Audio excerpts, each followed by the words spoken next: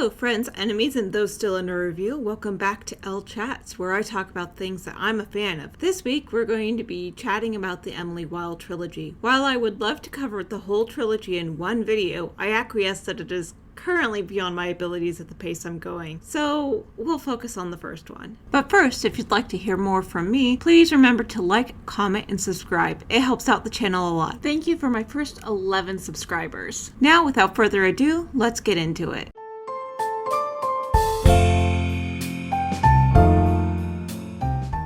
This book follows the titular Professor Emily Wilde of Cambridge University, set in the year 1909. It asks the question, what if fairies were real in a respected field of study? So she is a dryadologist who goes to Hrafnisk Lowell's land to study and see if she can find the hidden ones, which she believes are a type of courtly fae. She's compiling an encyclopedia of all of the fae that she can find and study. This trip proves to be a little bit different in that she ends up in the fairy tale herself and hijinks ensue. This is book 1 of 3 in the Emily Wilde trilogy. I am about to move into spoiler territory, so if you do not wish for this book to be spoiled, click off the video. I mean, don't actually click off the video, but there will be a timestamp in the video and in the description box. You can just skip right past this section. Spoilers. Warning, again. Spoilers. Okay, so the spoilerific plot premise. Professor Wilde goes to Hrafnisk Lowell's land to research their hidden people and is joined by her friend, Professor Wendell Bambleby. More on him later. Together, they solve 2 fairy problems that the village has, the abduction of a pair of lovers and a changeling child. The book culminates with Professor Wilde unleashing the Winter King on the island, who is trapped many years before in a tree. She almost gets married off to him as a reward for rescuing him from the tree, and Wendell has to go save her along with some of the locals she befriended along the way.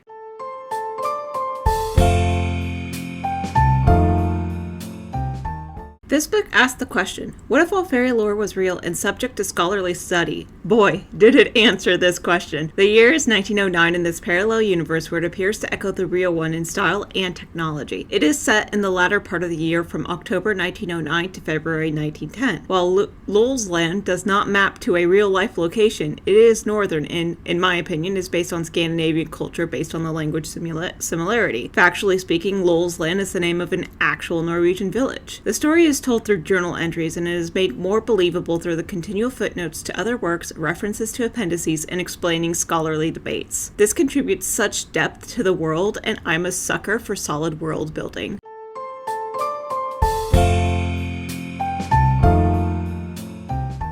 Professor Emily Wilde is the first character we meet in the story, and her most useful and obviously displayed trait is that she's clever. She was the youngest professor hired at Cambridge at 21. She was also displays ingenuity and quick thinking to get her out of scraps with fairies more than once in the book. This is also her flaw, as she relies almost too much on her intelligence and knowledge of fairy stories to save her. Her desire for knowledge often causes her to plunge into situations that she should know better than to get into. We get to know her through her field notes and journal that she begins keeping on the way to Lowell's land. She's 30, she's described as a little mouse of a thing, and she describes herself as having dark hair, usually untidy, deep-set eyes, and a round face. She is rushing to finish her encyclopedia and study the hidden folk so she can shoot for a tenured professor role. She is singular in her focus on fairies, which causes some trouble for her at first, as she needs to talk to the village folk in order to learn more about the local fairy tales and legends. Her boarhound, Shadow, is a character in and of himself. Despite his advanced age, though we don't find out exactly how old he is, he acts as a deterrent to others and a confidant to Emily. He has black fur, very white teeth, and is blind in one eye. He is very large in size, friends with Wendell, and is generally a very good boy who is protective and helps Emily avoid some enchantments. Professor Wendell Brambleby is an adjunct professor at Cambridge with his office across the hall from Emily's. He, to Emily, is largely annoying, lazy, and has a large ego.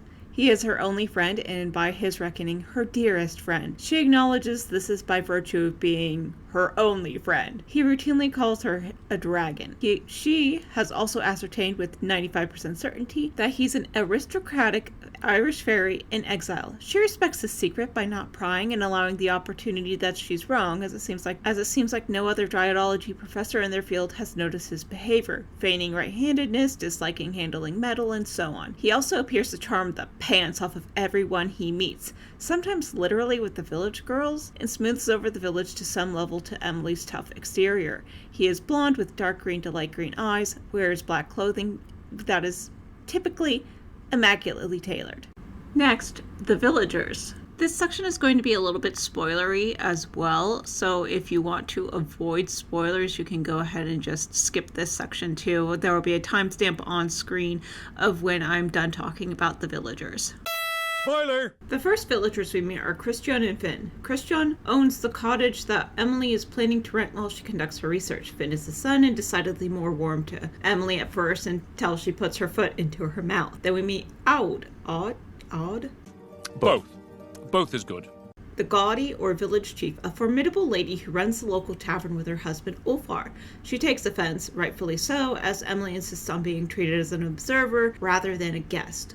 Ulfar doesn't speak much. Then we meet Thora, grandmother to half the village, who does not give a hoot if Aud approves of Emily or not. She is the only character to have seen the fairies that Emily is seeking. She also is just like this very no-nonsense character, and I love it. The next foreshadowy character is Audor.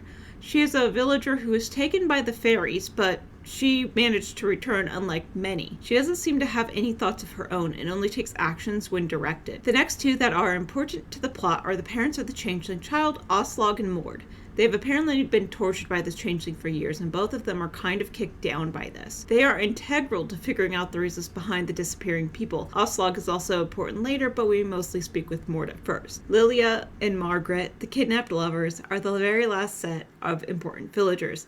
Lilia has zero interest in Wendell, and this confuses him at first until she and her lover, Margaret, yes, lesbians, gets taken. Margaret actually lives in a nearby village, but was out with Lilia on the way home when they were taken. After Emily and Wendell rescue them, they become fast friends with the pair. Next, I'm going to talk about the fairies. Before we get too far into this section, I have to quickly define the two broad categories of fairies that Emily uses in the book. There are the courtly fae that are human-sized and generally appear to be human. Common fae are like brownies. They're smaller than human and not very human in appearance. We see far more common fae than courtly fae in this book. We only really meet one fairy repeatedly who isn't the changeling child. Emily calls him Poe as she first meets him while he is wearing a raven skin. He and Emily strike a deal for things within her ability to give, starting with a beaver skin. He provides her freshly baked bread in return. He also gives her the last bit of information she needs to figure out Wendell's secret. Poe is the best boy and no one can change my mind. The next fairy character we meet is the changeling. He turns out to be a member of the courtly fairies, and while Emily handles the situation well, the same could not be said of Wendell and his students. Oh, did I not mention the students that showed up for a couple of days and then left? Yeah. This changeling is single-handedly the reason why they left. They eventually do force the information out of the changeling needed to return the changeling to its family. Before the changeling can be returned to his family, Lilia and Margaret are captured, and the next fae we meet is a whole swarm of courtly fairies. Lilia and Margaret are there, and they're enchanted.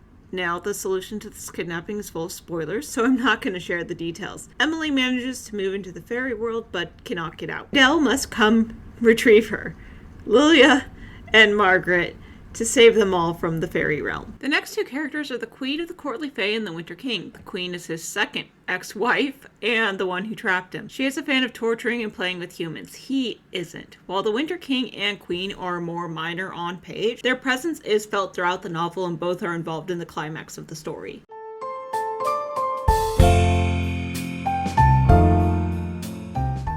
This is kind of going to be disorganized from the rest of the video. Normally I write out a script and I read off the script, as I'm sure you can tell, but this is going to be a little bit more disorganized. I'm going to follow some pointers about what I want to talk about, and first and foremost, I just want to say that I love fairy tales. I am a big consumer of fantasy literature, and this was just right up my alley. The next thing I want to touch on is Emily and Wendell's relation. They are friends, at least in the start of the book. Spoilers! And they remain friends throughout the book, but I think the really impressive part about all of it is that Wendell very obviously admires her and her work. He calls her his his dragon. He calls her his fierce one. In one part of the story, as they're returning the changeling child to its fairy mother, the fairy mother says that Emily has a mind like crystal, she said, sharp and cold. I would like her for my own. That's very thoughtful of you, was all he said in reply to the statement, which was appalling on a great many levels. Truly, the woman pressed, would you trade her?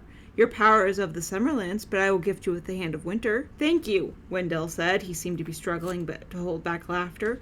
But I am satisfied with my hands as they are, and unless you have a key to my forest kingdom across the sea, I will not be trading my mortal lover today. I was going to kill him. But he is more than happy to demonstrate her abilities and acknowledge that he himself doesn't have the depth of knowledge that she does, even though he is a fairy. He talks about how he thought that she might be part fae to begin with, but instead, Emily is just, in my opinion, autistic coded and just her special focus is fairies. She's been focusing on fairies all of her adult life, even starting from when child. So to hear him constantly praising her for her special interest and her abilities in the field is great. He's also not afraid to give her a wake-up call when she needs it. They finally found the tree, of which there are several stories surrounding, of course, in the fairy tale.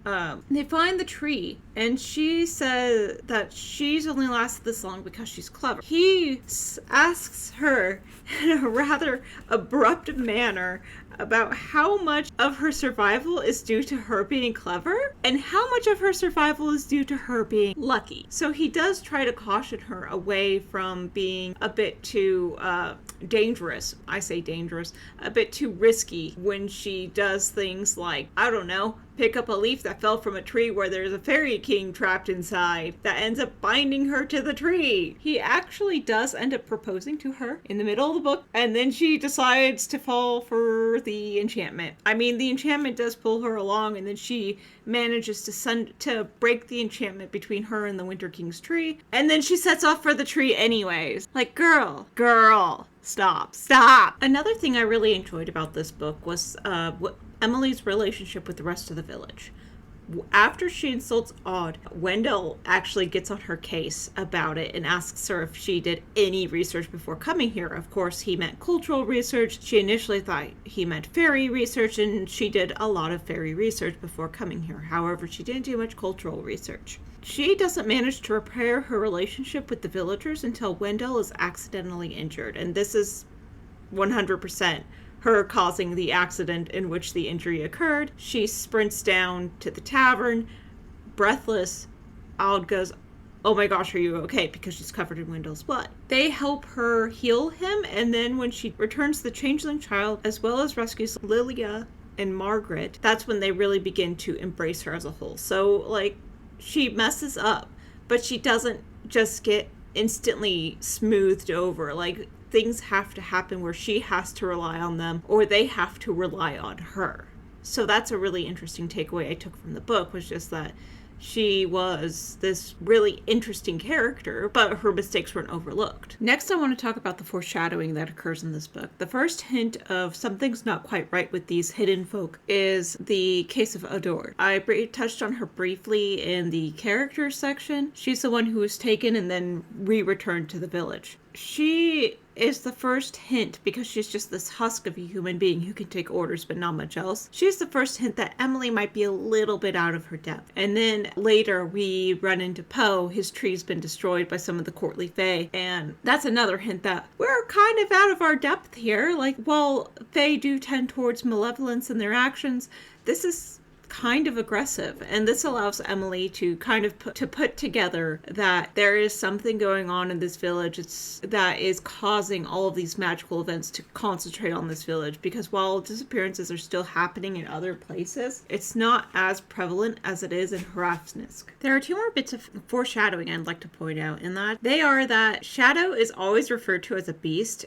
He's described as a boarhound, but he's not specifically referred to as a dog. Additionally, there are the words of power, which are basically like spells that humans can also use. She has one for disappearing for a short amount of time to lower fae, and then she has one for finding lost buttons. That comes in handy later. So that's, again, a very interesting piece of foreshadowing. There's also talk of doors to realms, which is foreshadowing for the next book and the next plot points in the next book.